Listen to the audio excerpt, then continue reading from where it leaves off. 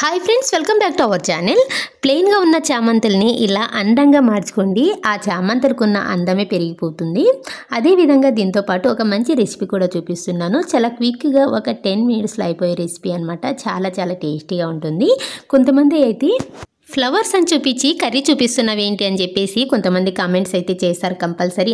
ఎందుకంటే ఇంతకుముందు ఆల్రెడీ ఇలాంటి ప్రాబ్లమ్స్ అయితే ఫేస్ చేశాను. ఏ రెసిపీస్ అయినా సరే అది యూస్ఫుల్ అనిపిస్తే మాత్రమే ఈ టిప్తో పాటు యాడ్ చేస్తాను, లేదంటే నార్మల్గా షార్ట్స్లో అయితే పెట్టేసుకుంటాను. మీకు అది ఇష్టమైతేనే చూడండి, లేదంటే స్కిప్ చేసేసేయండి, నాకైతే ప్రాబ్లం లేదనమాట. కాకపోతే నేను ఏదో పనికిరానిది పెట్టాను అన్నట్టు కామెంట్ చేస్తుంటారు. కామెంట్ చేసే ముందు మాత్రం ప్లీజ్ ఒకసారి ఆలోచించండి. ఈ రెసిపీ అయితే చాలా ఈజీగా జస్ట్ ఒక 10 నిమిషాల్లో చేసుకోవచ్చు. చాలా చాలా టేస్టీగా ఉంటుంది.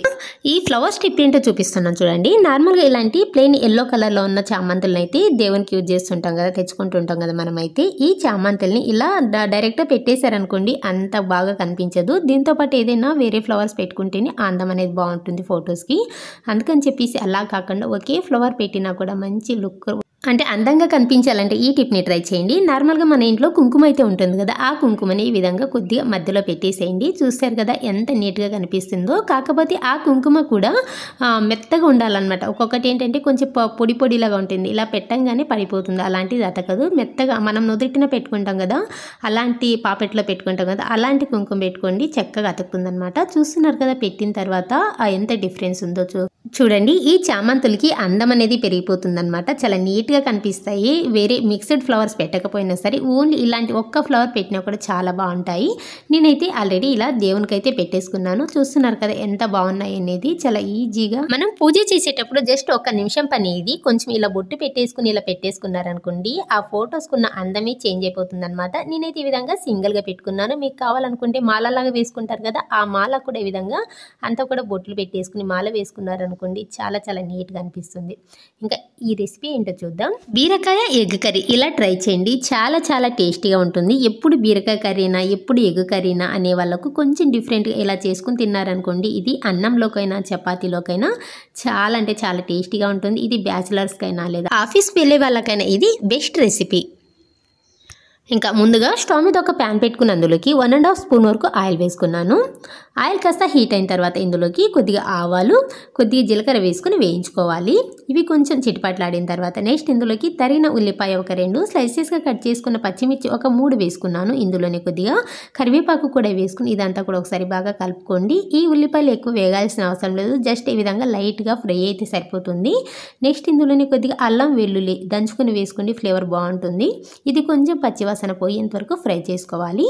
ఇది పచ్చివాసన పోయిన తర్వాత నెక్స్ట్ ఇందులోకి ఒక 400 గ్రామ్స్ వరకు బీరకాయని విధంగా పైన పీల్ తీసేసి సన్నగా తరిగి వేసుకున్నాను. నెక్స్ట్ ఇందులోనే రుచికి సరిపడా ఉప్పు, ఒక 1/2 టీ స్పూన్ వరకు పసుపు వేసుకుని ఇదంతా కలిసే విధంగా ఒకసారి బాగా మిక్స్ చేసుకోండి.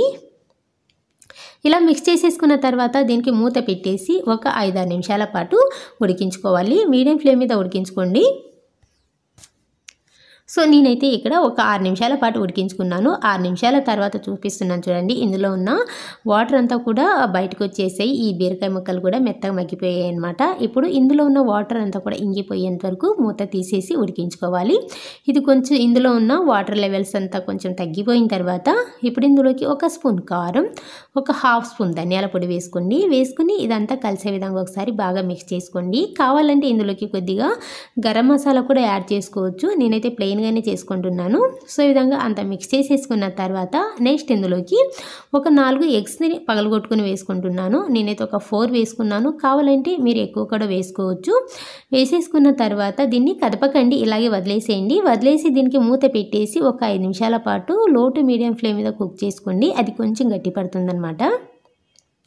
సో ఈ విధంగా నేనైతే ఒక 5 నిమిషాల తర్వాత చూపిస్తున్నాను చూడండి. ఇది కొంచెం ఈ విధంగా స్ప్రెడ్ అయి ఉంటుంది వైట్ అంతా కూడా. ఇదంతా కూడా కొంచెం ఇలా పగలగొట్టుకోండి.